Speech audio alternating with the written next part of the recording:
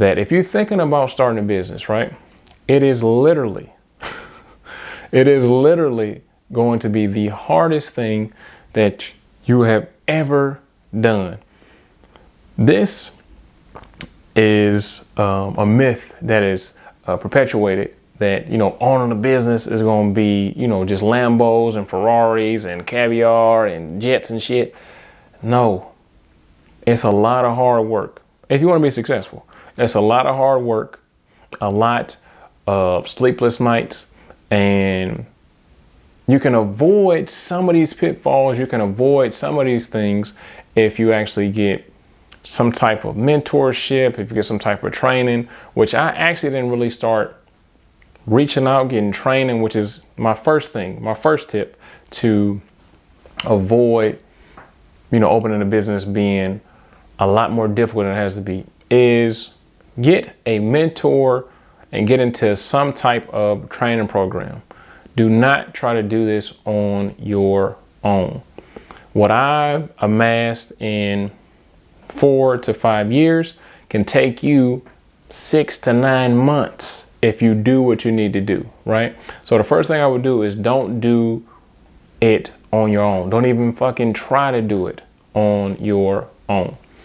The next thing I would say is do not, any type of scam stuff, any type of get rich quick stuff, any of that type of stuff, don't attempt doing it. Now, if you're looking at this and you're in your 20s or your 30s, you got a long time to go. So don't burn bridges and don't sully your reputation before you even really build one, right? So another tip I would say is know what the hell you're talking about. I didn't actually create a business, right, until I became somewhat of an expert. I don't really believe in experts, especially in technology, which is the space that I work in primarily, just because things move so fast. But I didn't open a business, and I didn't open up a training business until I, for one, was in tech for 10 plus years. I had a master's degree in tech. I had a bunch of certifications in tech. I actually worked in tech, and I had trained for other schools, for other organizations, for the military, for all different types of places. I had been trained, and I had been in the field and doing what I wanted to do for years upon years upon years. So I would say before you open a business, right, you need to become somewhat of an expert. What is your competition doing? What are you going to do different? What are some of the best practices? So on and so forth. Long story short, you need to know what you're talking about. You need to be hopefully number one, but at least top 5, top 10 in your space. So another thing is that you're going to have freedom, all of this freedom. That's one of the biggest myths, right? One of the biggest lies I think that people tell. When I first started my business, and even now, I'm just now kind of moving away from it. If you really want to win, if you really want things, especially when you're first starting out, really trying to get it off the ground, you have to depend on a lot of momentum, right? And momentum means that you got to be putting in a lot of work. I ain't talking about 40 hours. I ain't talking about 50 hours. I'm talking about 60 plus hours, and 60 on the low end, right? Because when you first start off, especially if you don't have that much money, you're going to be putting in a lot of time. If you do have money, you still gonna have to put in time. But if you don't have the upfront capital, if you don't have money to invest, you don't have money for marketing, advertising, to create the creative, to create the product, whatever you're trying to do, you're gonna have to spend so much time. So when I first started off, I was the whole shebang-a-bang. Once again, I'm in the education space, right?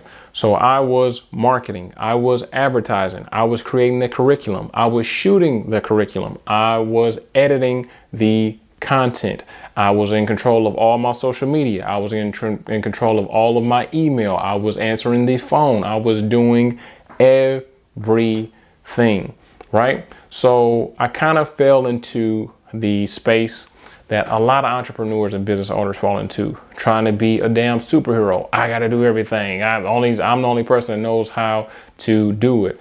And I've been in business for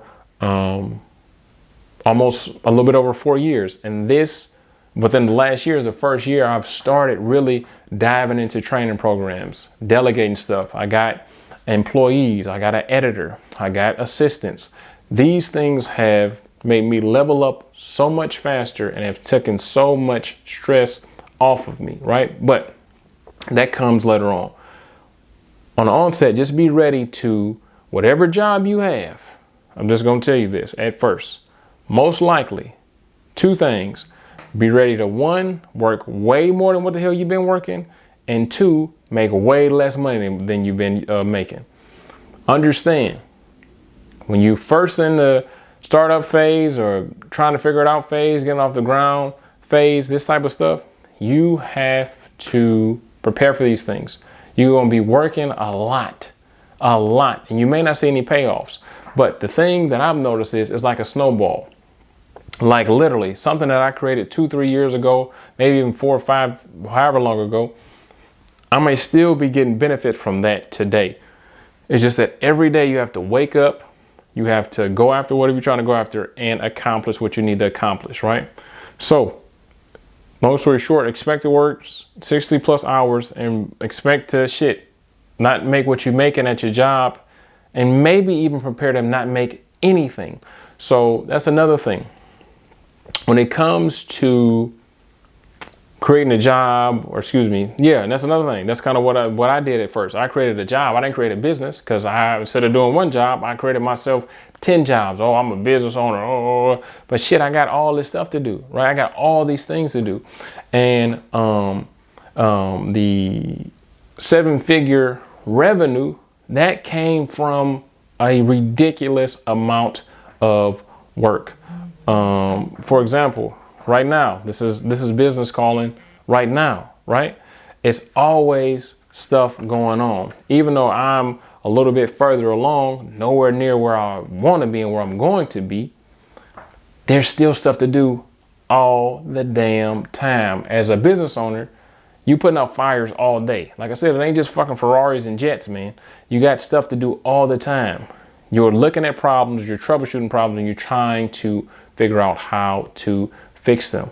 I think that is the biggest myth, is that, shit is just going to be sweet. It's going to be fine. It's going to be champagne, caviar, and it's just going to be all love. Everybody's going to buy my product. Everybody's going to join my service. Everything's going to be all good. And a lot of times it's not. So this is my first video on this channel. And in the subsequent videos, I'm going to give you tips, tricks, and kind of bring you along my journey. Since I'm a little bit further along, I wish I would have started doing this when I first jumped off. So some of the stories may be past stuff, like, oh, this is what I messed up on, and some of the stuff may be present. And then I'll just bring you guys along with me to kind of show you, like, this is what I did, this is what I suggest you do. All right. So first video, good to meet you. I'm Rob once again, and these were the biggest myths and lies that are told to you as a business owner. I'll see you in the next video.